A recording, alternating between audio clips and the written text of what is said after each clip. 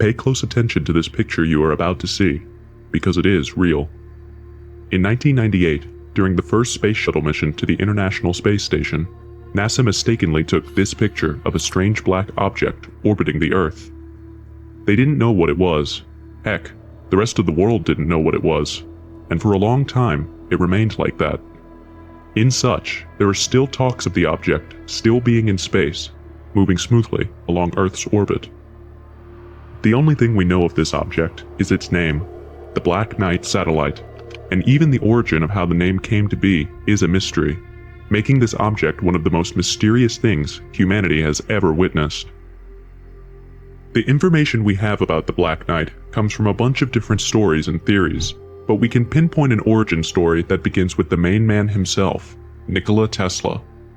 Tesla was at the time performing some radio experiments in one of his labs at Colorado Springs in 1899. During one of the experiments, Tesla noticed something odd. He noticed that he was receiving radio signals from one place that should be impossible: space. Tesla was surprised. This was in 1899, so you can rule out any form of satellite, which left one option, even though it sounded crazy. I'm pretty sure the quote from Arthur Conan Doyle was ringing in his ear. Once you eliminate the impossible, whatever remains, no matter how improbable, must be the truth. To Tesla, he just made contact with aliens. He wrote about his experiences in an article for Collier's Weekly in February 1901. The changes I noted were taking place periodically, and with such a clear suggestion of number and order that they were not traceable to any cause then known to me. The feeling is constantly growing on me that I had been the first to hear the greeting of one planet to another. He believed with all his being that he was the first to establish some sort of contact with beings from other planets. Some of us believe this was the first time the Black Knight made contact with humans by sending radio waves, like the plot of the movie Three-Body Problem. This idea spread even more when, in 1927, civil engineer and ham radio user Jørgen Haus noticed something strange about his radio signals. As he transmitted from his home in Oslo, the signals would suddenly come back to him, just moments later, like an echo. Haus also thought this was something weird, and possibly from another world, corroborating Tesla's claims. Then, in 2013, almost 50 years after Haus' death, a story in analog science fiction and fact tried to figure out what the radio waves meant. And that's when this man entered the chat room. This is Duncan Lunan, and according to him, he suggested that the long-delayed echoes might have been caused by an object orbiting the moon, with an origin point of 13,000 years ago. The 13,000 figure has to do with the positioning of the North Pole star Polaris. I tried plotting the delay times against the order in which the echoes were received, and at only the second attempt, I found what looked like a star map, Lunan said in 1998. Now, to be fair, the signals Haus was picking up turned out to be something known as long-delay echoes. Long-delayed echoes are radio echoes that return to the sender several seconds after a radio transmission has occurred. If you watch football on your TV and on your laptop through the internet, the TV broadcast is actually faster than what you're watching on your laptop, despite you watching a live match. This is an example of echo as the signal or transmission returns several seconds apart.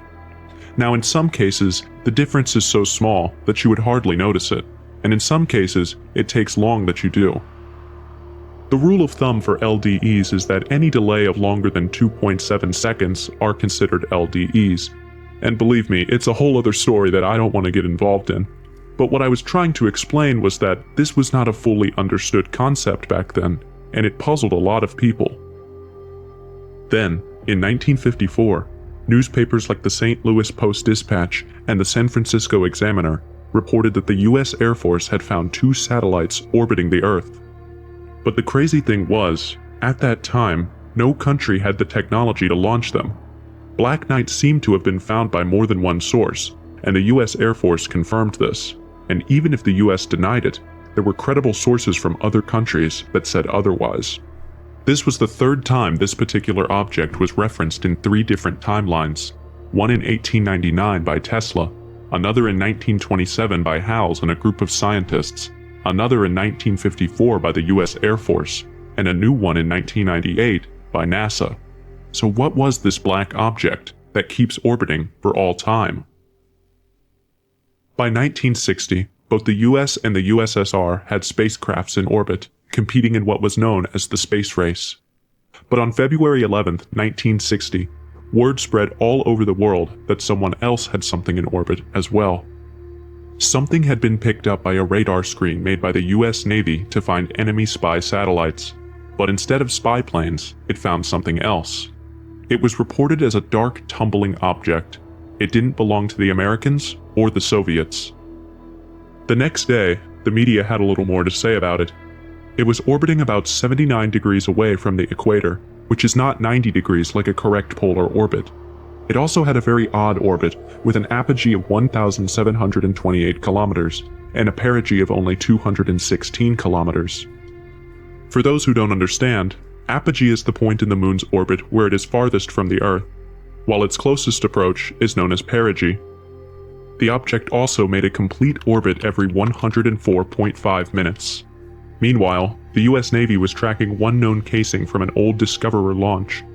It was a half shell that was just under 6 meters long. The Discoverer 8 rocket took off on November 20th, 1959, and it was the first step towards sending a person into space and then retrieving him in a parachuting pod. So in other words, this was a dummy test. The launch went as planned, but its mission to eject its 136-kilogram capsule didn't go so well. The capsule itself got lost in orbit, similar to that of the Black Knight, and was later declared lost. The Navy tracked one of the casings, which was orbiting every 103 minutes at 80 degrees, with an apogee of 950 kilometers and a perigee of 187 kilometers, which many of you watching would think was the Black Knight, but it was not. For starters, the strange object had an apogee of 1,728 kilometers and a perigee of only 216 kilometers, while the US Navy had an apogee of 950 kilometers and 187 kilometer perigee. The Navy casing just happened to pass the same street as the Black Knight. This means there were two objects there, one human, the other still a John Doe. In September 1960, after the radar first picked up on the satellite, a tracking camera at Grumman Aircraft Corporation's Long Island factory took a picture of it. By this time, people on the ground had been seeing it for about 2 weeks, and they could make it out as a red glowing object moving from east to west. Most satellites at the time, according to what little information I could find, moved from west to east, but the Black Knight did the reverse. Plus, the speed of the object was 3 times faster than normal. A committee was quickly set up to look into it, but the results of such findings was never made public. And for a while, things were quiet. Then, in 1963, astronaut Gordon Cooper said he saw a greenish UFO while he was on his 15th flight on Mercury 9. Now, here's the thing. Not only did Gordon Cooper see it, but about 100 people at NASA's Mutchia tracking station near Perth, Australia, saw it on their radar screens. Later, the government came out to say that Cooper's electronics broke down and that he took in too much carbon dioxide, which made him see and hear things that weren't there. By the way, this was someone who was their go-to guy for space missions. The youngest astronaut to fly, piloted the longest and last Mercury spaceflight, the first American to spend an entire day in space, the first to sleep in space, and the last American launched on an entirely solo orbital mission. If he was crazy, why let him continue flying for you? Despite the government's efforts, the Black Knight's truth seemed impossible to deny or cover up. Now, remember this guy again? Researchers from Scotland, led by Duncan Lunan, wanted to know for sure what Howells heard in 1927. He looked over the LDE data that the Norwegian scientists had given him. After much research, Lunan found that it was a map of the stars that led to Epsilon Boötis, a double star in the Boötis constellation. It was looking like whatever the Black Knight was, it seemed to be sending an invitation from the people of Epsilon Boötis. And according to him and his research, they've been sending this invitation for about 12,600 years. The Epsilon Boötis, by the way, is a double star in the northern constellation of Boötis. It has the traditional name of Izar and Polcarima. The star system can be viewed kind of easily at night, but resolving the pair with a small telescope is challenging. An aperture of 76 millimeters, 3 inches, or greater is required. But as usual, once he released his findings to the public, he was ridiculed and called crazy. But all of that changed as the final piece of proof came in 1998, when the Space Shuttle Endeavour made its first flight to the International Space Station on flight STS-88. Astronauts aboard Endeavour took many photographs of a strange object, which were widely available to the public on the NASA website, and it showed an object that had an eerie resemblance to the Black Knight, which brought back public interest in this object.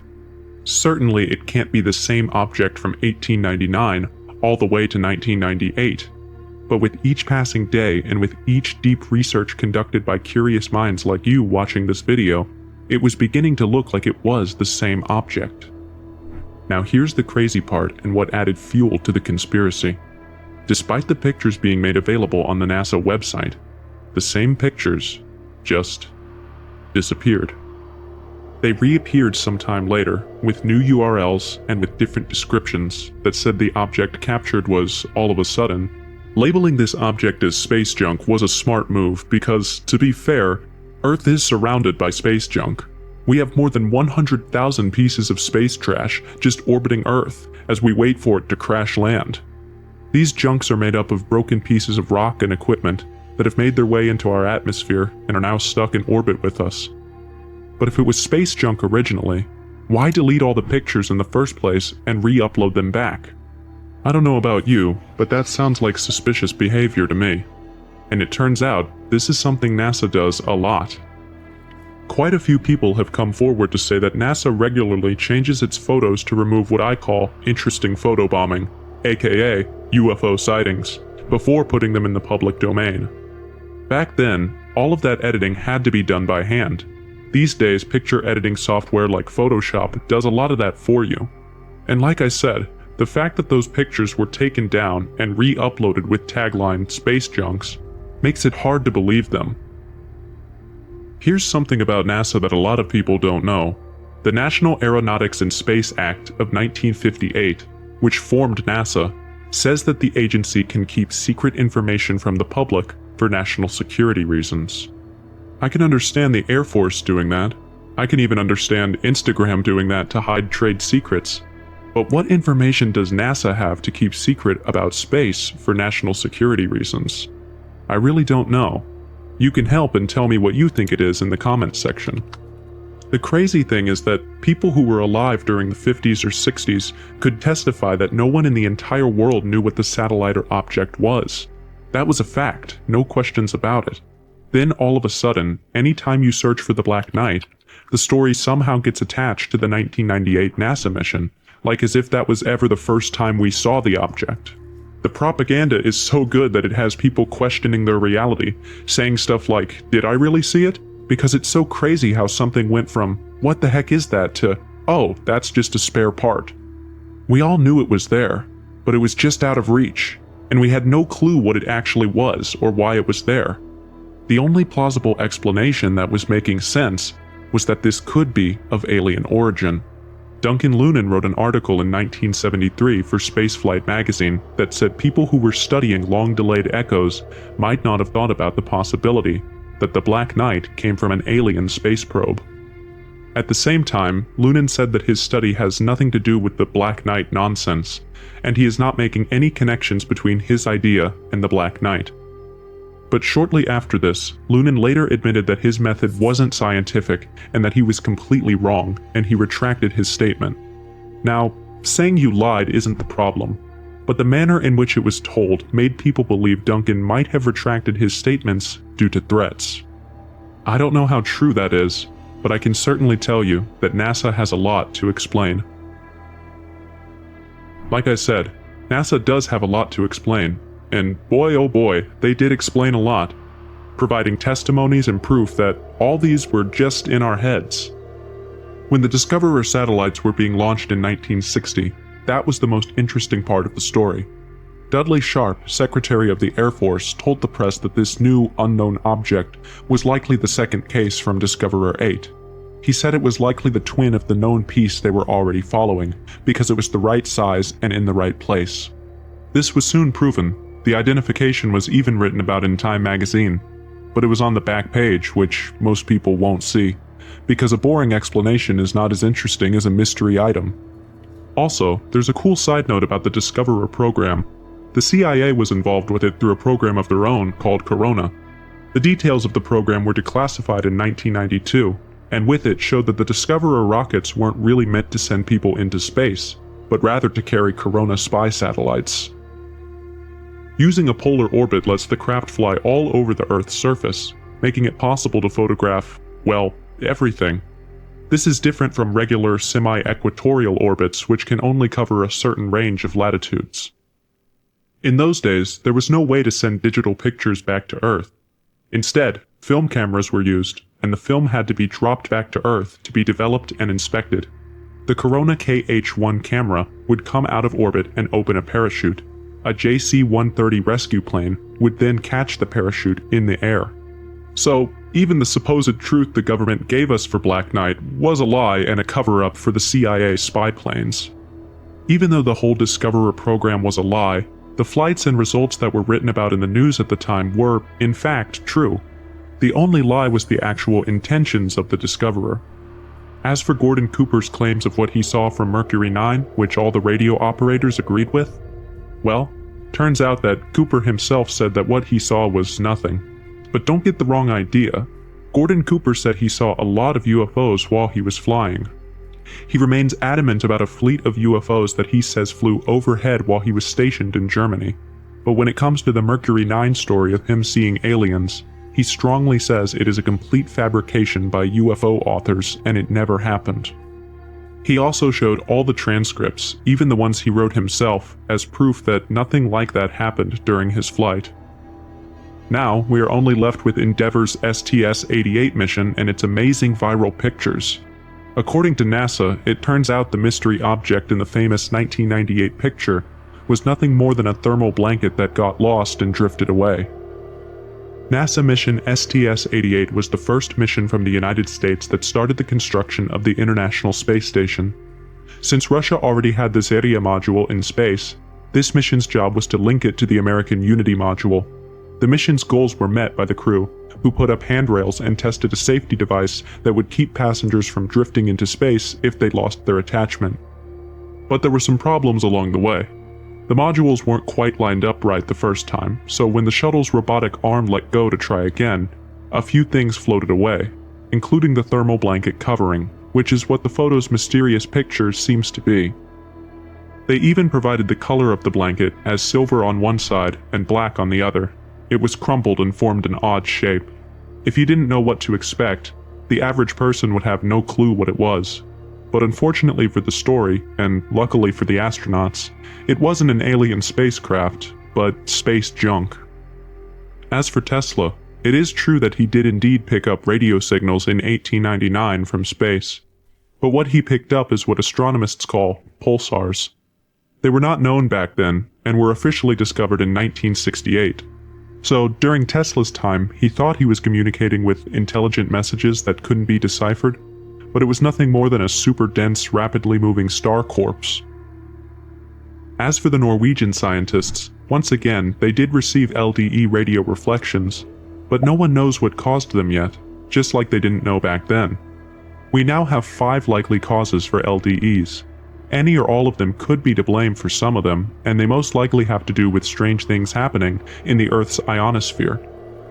However, if an alien satellite elected to enter our orbit, record our transmissions, and transmit them back to us 8 seconds later, it could well have the same effect. There are about 15 possible reasons for LDE, and none of these include alien satellites in orbit around Earth. But let's just say for argument's sake, we don't understand yet because our tech hasn't evolved to that point yet, just like with Tesla. And as for the name Black Knight, it turns out the name is quite popular. Here's what I mean. The name Black Knight is a common name that has been assigned to several real projects. 0 hour at Woomera, South Australia. Black Knight, Britain's first space rocket, had its cables released and was all set for the takeoff. The Australian Ministry of Supply cooperated with the mother country. For example, between 1958 and 1965, the UK fired 22 rockets as part of a program called Black Knight. The goal was to test different types of re-entry vehicles, but Black Knight never put anything into orbit. In fact, Its second stage fired as it was coming back down, not as it was going up, to better stress the re-entry vehicle. So the Black Knight satellite could have gotten its theories from several Black Knight projects that are not even related to each other. And that's the problem I have with stories like these, the multitude of cover-ups and lies. So, when you put all these together, it starts to make sense. Maybe it was just a thermal blanket. There's nothing up there, or we're just overthinking things. And you might be right, but I have one question. How could the object be the discoverer when neither the Soviets nor the US had the tech to send spacecraft into polar orbit? It wasn't until the 1960s that the Black Knight satellite was found again in polar orbit. Experts in astronomy and science say the object weighed more than 10 tons, making it the heaviest man-made satellite ever to orbit Earth at the time, which at that time we as a human race didn't have the technology to do. And as for NASA's claim of the object being a thermal blanket, this part of the story is not right in many ways. To begin, both the shuttle and the International Space Station always flew in a semi-equatorial orbit, so that means an object passing in a polar orbit would have gone by at tens of thousands of kilometers per hour, which is far too fast to be visible, and certainly far too fast for so many high-quality photos to be taken. I'm not saying NASA lied, but I'm just simply stating the truth, because when you put all these together, it is certainly looking like 1 + 1 isn't 2 anymore.